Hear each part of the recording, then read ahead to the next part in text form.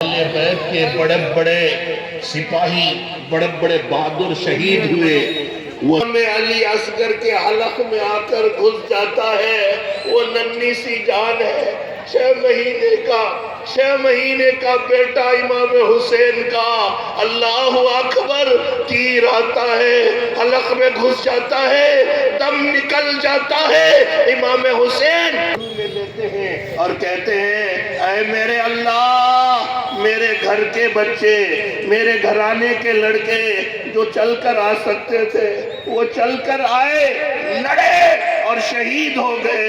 اے میرے اللہ، یہ میرا بیٹا چھوٹا گود کا یہی کہہ رہا تھا وہ خیمے میں رو کر، وہ ننھا سا صغر، وہ ایڑی رگڑ کر یہی کہہ رہا تھا وہ خیمے میں رو کر، اے بابا میں پانی کا پیاسا نہیں ہوں، اے بابا میں پانی کا پیاسا نہیں ہوں، میرا سر کٹانے کو دل چاہتا ہے، وہ شہر محبت جہاں مصطفیٰ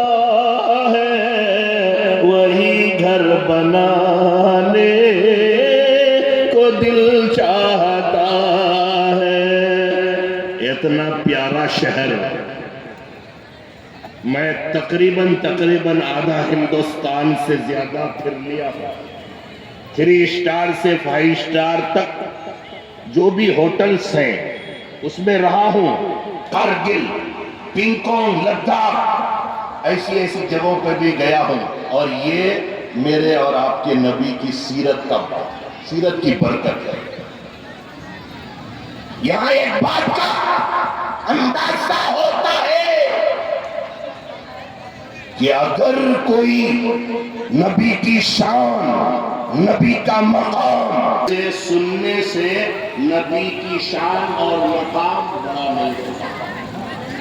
ہاں، میرا اپنا یہ ایمان ہے، عقیدہ ہے کہ رومال لے کر آتے ہیں کہ حضرت میں یہ رومال، ابھی ہمارے استاد ہے، سینئر ہے، ابھی مولانا کے ابھی تذکرہ کر رہے تھے مدینہ اور مکے کی، اللہ کی قسم میں بھی مدینہ پہنچ رہا تھا، مدینہ یاد آتا ہے، حضرت ابھی تازہ حج کر کے آئے ہیں، حضرت کو بھی بالکل سادہ شعر دینے چلا ہوا کہ مدینہ یاد آتا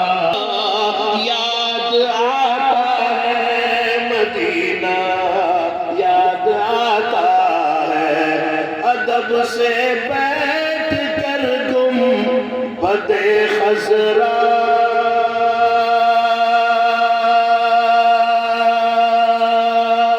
کے سائے میں نبی کی یاد میں آنسو، نبی کی یاد میں آنسو بہانا یاد آتا ہے، مدینہ یاد آتا ہے۔ تو اس شہر کی بات کر رہا تھا میں کہ مولانا رشید احمد گنگوہی رحمت اللہ علیہ کے پاس کوئی رومال پیش کرتا ہے اور کہتا ہے حضرت یہ رومال میں آپ کے لیے مدینے سے لے کر آیا ہوں۔ حضرت نے کہا بیٹے پھر سے بولو کہاں سے لے کر آئے ہو؟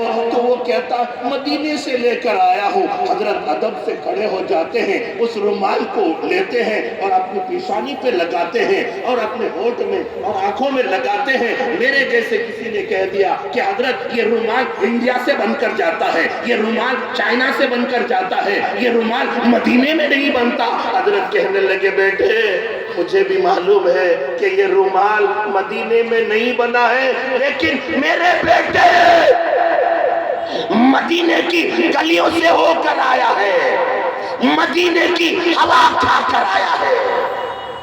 مجھے محبت اس رومال سے اس لیے ہے، اس رومال کی عزت، اس رومال کی لیے ہے چارے سے کلمہ پڑھاؤ. اللہ کے نبی پیارے رسول حضرت محمد الرسول اللہ صلی اللہ تعالی علیہ وسلم کے پاس ابو بچے بولتے ہیں نا میرے ہاتھ میں کیا ہے, تو کبھی کبھی بچوں کا تکا بھی لگ جاتا ہے نا. تو اللہ کے نبی نے فرمایا کہ چاچا یہ تو بچوں والا کھیل ہے, اور کبھی کبھی تکا لگ جاتا ہے, اگر میں نے کہہ دیا تو آپ کہیں گے تکا لگ گیا.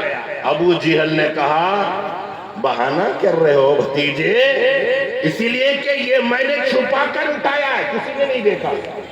بتاؤ میری مٹھی میں کیا ہے. اچھا چاچا اگر میں نے بتا دیا کہ آپ کی مٹھی میں کیا ہے تو ایمان لاؤ گے؟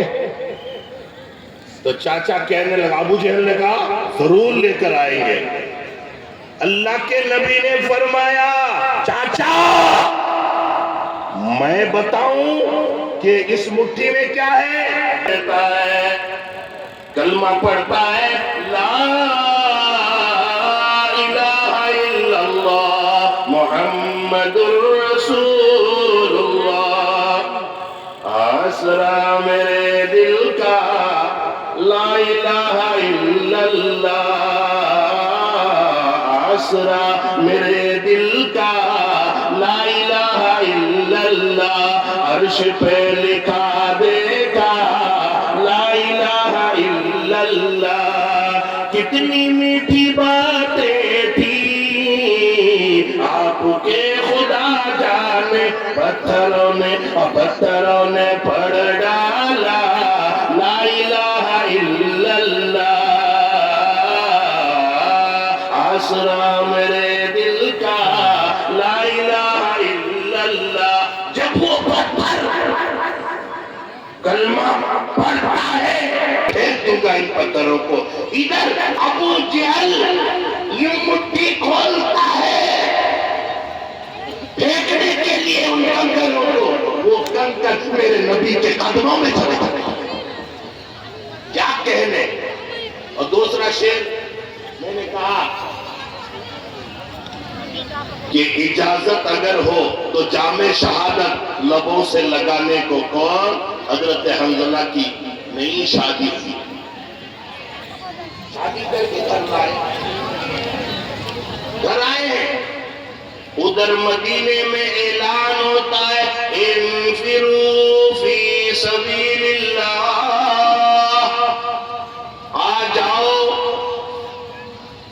ایک ایک قطرہ خون کا, اپنے جسم کا ایک ایک روٹا, ایک ایک قطرہ اللہ کے راستے میں قربان کرنے کے لیے, خون بہانے کے لیے آ جاؤ. حضرت حنظلہ بیگم کے ساتھ آرام فرما رہے ہیں. اللہ اکبر. حضرت حنظلہ کی کان میں جب آواز آتی ہے حضرت حنظلہ اٹھتے ہیں, تلوار اٹھاتے ہیں. پہلی رات ہے وہ ایک دھیان میں رکھیے گا, تلوار اٹھاتے ہیں اور بی بی بھی ڈر گئی کہ کیا ہو گیا, اچانک اس طرح سے اٹھے ہیں. تو بی بی کان لگاتی ہے تو آواز آ رہی ہے کہ اے مدینے والوں آ جاؤ, کفر نے اسلام کو للکارا ہے. بی بی سمجھ گئی, دونوں ایک دوسرے کی صورت دیکھ رہے ہیں, ایک دوسرے کو دیکھ رہے ہیں. حضرت حنظلہ کی بی بی سمجھ گئی بات کہ جنگ کا اعلان ہو